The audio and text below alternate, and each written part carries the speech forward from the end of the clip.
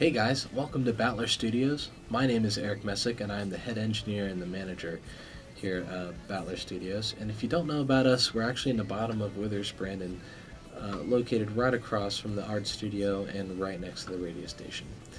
Today we're going to talk about the C24 console, which is made by Avid, which also makes the recording software Pro Tools, which is what we use here to record, edit, and produce music. One of the greatest benefits about this console is that it's completely automated, and what that means is that everything, all the actions are controlled by the computer. Usually when you're working in a computer environment, you're working with audio inside of a computer, it can feel pretty static, working with just a keyboard and a mouse, and you have to click and drag things left and right, and it takes all the life out of the mixing process. Because mixing is a little bit more of an art than it is just clicking and dragging faders or setting specific levels. And this console is designed to really give you that kind of feel, that old analog console kind of feel. And you've seen guys on pictures where they're hunched over a console and twisting a billion knobs. This is supposed to emulate that while giving you complete control over what's happening in the software.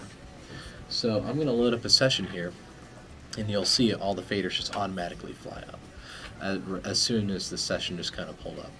And this session in particular is one from a band called What's Missing in Clarksburg. They're like a pop punk band, and this is their song Monochrome.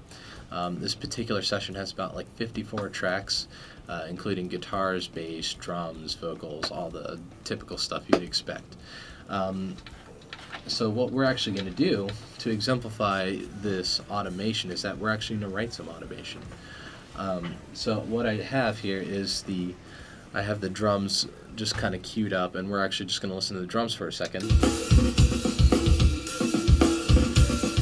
And you can hear all the different parts of the drum set, the hi-hat and the kick at this time.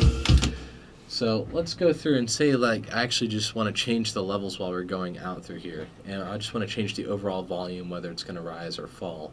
And then I want it to stay that way. I just don't want to make one pass and then all that information to be lost.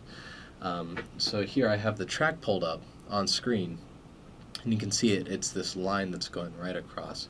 This is just the overall volume that's currently happening right now, and as you can see, it's pretty flat. There's actually no changes to it. So what we're going to do is that as the time goes on here, I'm actually going to affect, which is the fader right here, and I'll move it over. We're going to start affecting the level, and what we'll start seeing is the change that happens in all the information that's being recorded while the time goes on, and you'll see it move with all my movements down here, and then we'll play it back so you can listen to it. So let's go through and actually automate this just a little bit.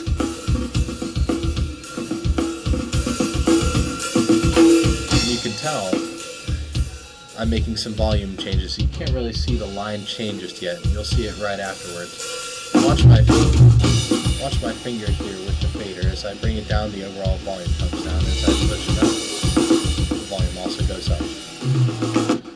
So I just wrote all that automated data, and you can actually see back here the changes that we actually made. It's no longer a flat line, rather we have all the curves of the pass I just made down here, or of the motion that I just made down here.